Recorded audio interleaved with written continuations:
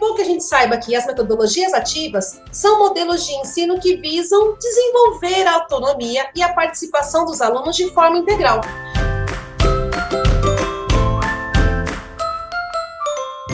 Olá, gente, tudo bem? Eu sou professor de História do Colégio Sagrado Coração de Jesus em Belo Horizonte e hoje eu estou aqui junto com a Carla para conversar um pouquinho com você sobre metodologias ativas e educação digital, não é isso, Carla? Olá, tudo bem? Eu sou a Carla Priscila, realizo a coordenação de tecnologia educacional da Rede de Educação Missionária Servas do Espírito Santo. Hoje, a rede de educação é composta por 4 colégios. É o Colégio Sagrado Coração de Jesus, que o Bruno atua, o Colégio Espírito Santo, que fica em São Paulo, o Coração de Maria, no Rio de Janeiro, e o Estela Matutina, em Juiz de Fora. Bom, esses 4 colégios compõem a nossa rede de educação. E o que será que são as metodologias ativas, Carla? Bom, como o próprio nome diz, ativo. E quem é que é ativo nesse processo todo, hein, Bruno? Eu sei, são os alunos. Vem cá, e os professores? Como que fica no meio dessa metodologia toda? O professor ele precisa se reinventar. Na verdade, como nós estamos trabalhando de forma remota, a gente precisou, da noite para o dia, nos adaptarmos a essa nova forma de ensino. Ah, perfeito. Então, dessa maneira, o professor, ele é o responsável por conduzir a aula e os alunos participam de uma forma bem ativa. Bom, e quando a gente fala isso, né, do aluno engajado, motivado, a gente tem aí vários exemplos de metodologias ativas, não é, Bruno? Exatamente. E, além disso, Carla, a gente tem que pensar que o nosso aluno agora ele está ficando mais responsável, ele está ficando cada vez mais autônomo, né? E, igual você disse no início, agora ele passa a ser o protagonista no processo de ensino-aprendizagem. Ah, e então ele é o responsável pela construção do seu conhecimento. E quando a gente fala dos exemplos de metodologias ativas, a gente sabe que existem vários métodos onde o aluno está ativo em busca do seu próprio conhecimento, do seu aprendizado. Uma que nós temos praticado muito, Bruno, na verdade, é o próprio ensino híbrido. Exatamente. O ensino híbrido é quando você consegue mesclar, né, o presencial com o remoto. E na verdade, quando a gente mescla esses dois, nós passamos por um momento onde todos nós trabalhamos muito nosso letramento e a nossa fluência digital. Não só os professores, mas como os nossos alunos também. Ou seja, o aluno teve autonomia para lidar com as ferramentas tecnológicas. E o professor veio na mediação desse processo todo. E quando a gente também fala do híbrido, né, que é essa mescla do presencial com o remoto, nós sabemos que em alguns momentos estamos muito mais remotos, e em outros presenciais. E aí a gente começa a falar de algumas abordagens aonde esse aluno vai em busca da sua autonomia. A gente pode, de repente, trabalhar com a gamificação. E até sei, viu, Bruno? Você é o rei da gamificação. Você gamifica todas as suas aulas, não é mesmo? É verdade, Carla. Eu utilizo algumas roletas, eu utilizo jogos de tabuleiro. Dessa forma, eu consigo trabalhar com os alunos de forma cooperativa, né? Eu formo as equipes para que um possa concorrer com o outro. Então, isso faz com que os alunos fiquem mais interessados em assistir às aulas de história. E é importante, então, dizer que a gamificação ela trata até de uma competição saudável, que estimula o pensamento fora da caixinha desses alunos e modifica, e automaticamente eles têm autonomia e a dedicação para o estudo. E um outro modelo de metodologia ativa? Temos também a sala de aula invertida. A sala de aula invertida é aquela inversão daquele modelo que até então nós chamávamos de tradicional, no qual o professor passava o conteúdo e, em seguida, em casa, o aluno tentava resolver os exercícios. E aí, o que nós fizemos? Invertemos todo esse processo.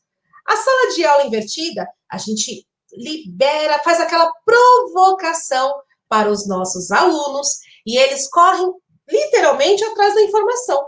Já uma vez que quando a gente começa a falar um pouquinho da educação digital, a informação está na palma da mão desses alunos. E aí a gente fica se perguntando, né, Bruno? Como fazer esse aluno ser um cidadão crítico, criativo, responsável dentro de uma cidadania digital, hein? A partir do momento, Carla, que esse aluno percebe, né, que a construção do conhecimento só vai ocorrer realmente quando ele se dedicar, né, quando ele se comprometer, ali em realizar as atividades, em trazer boas reflexões para as aulas, né? E como você disse aí na sala de aula invertida, os alunos já vêm com essa bagagem para a sala de aula, então cabe ao professor mediar a discussão, mediar o debate, aplicar atividades para aí sim comprovar se o ensino realmente aconteceu, o aprendizado aconteceu ou não.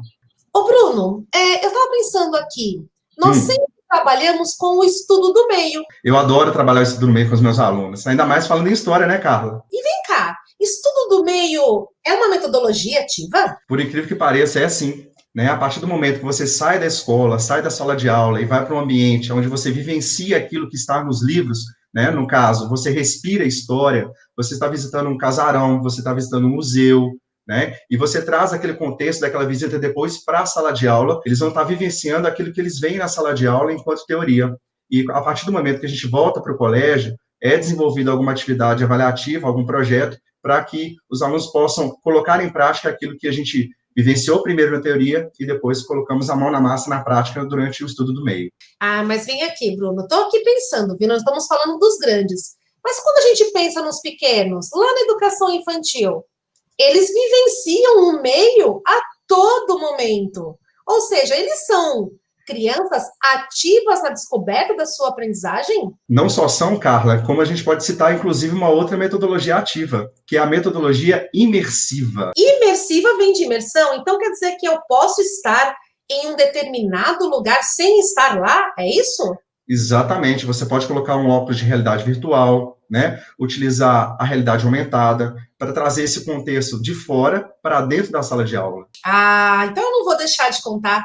Eu sei que você, na sua aula, você até criou uma máquina do tempo para que esse aluno se transportasse para determinado lugar e vivenciando aquele ambiente virtual, você acabou explicando para eles todo o conceito, toda a história. Exatamente. Então, através dessa máquina do tempo, os alunos conseguem vivenciar, né, o conteúdo de uma forma lúdica, e nessa narrativa eles começam a se envolver cada vez mais com o conteúdo, e com certeza os resultados são muito positivos nesse sentido, né, através do qual o aluno se sente fruto do meio, ele se sente dentro do ambiente, mesmo ele sendo um ambiente virtual, ele se sente como se ele estivesse realmente naquele local, né? E aí a gente pode trabalhar os conceitos, a gente pode trabalhar os acontecimentos, a gente pode trabalhar os personagens históricos daquele momento histórico que nós estamos estudando. As possibilidades, Carla, elas são múltiplas, né? Então, basta o professor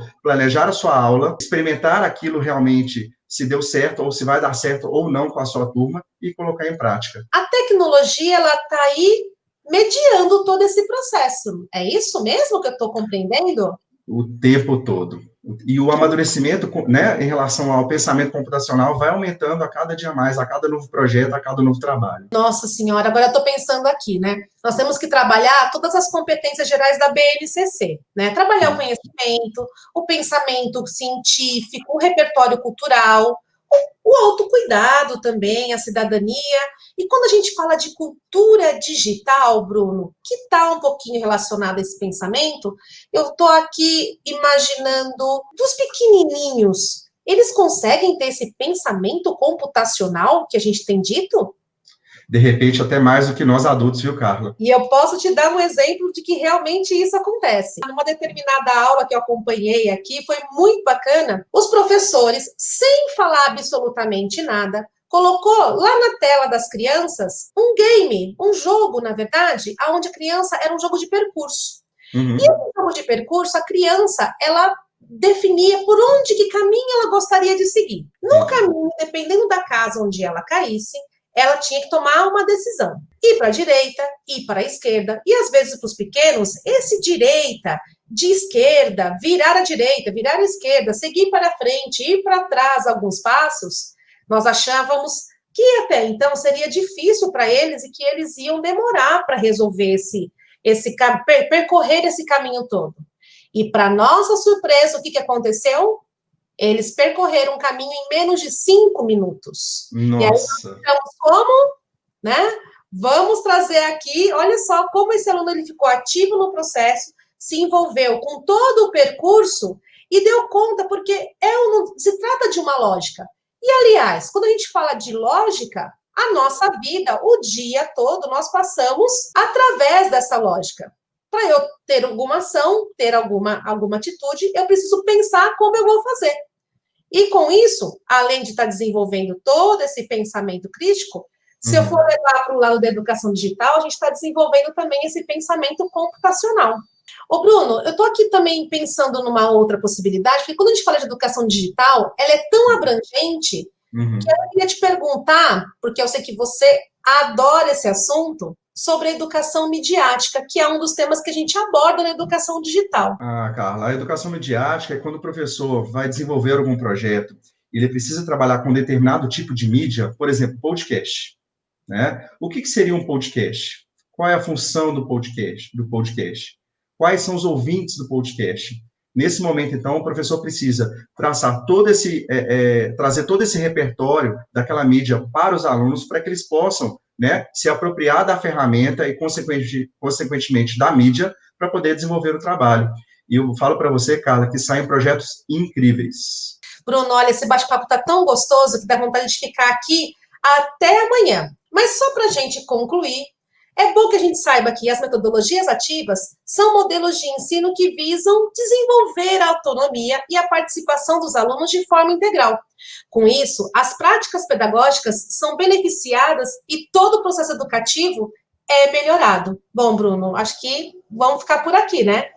E quem ficou curioso, né, gente, pode nos procurar, né, Carla? Ah, com certeza. E além de nos procurar, fique ligadinho, porque tem uma websérie vindo aí que vai tratar também da educação digital, de como pensamos. Até uma próxima. Tchau, gente. Até a próxima.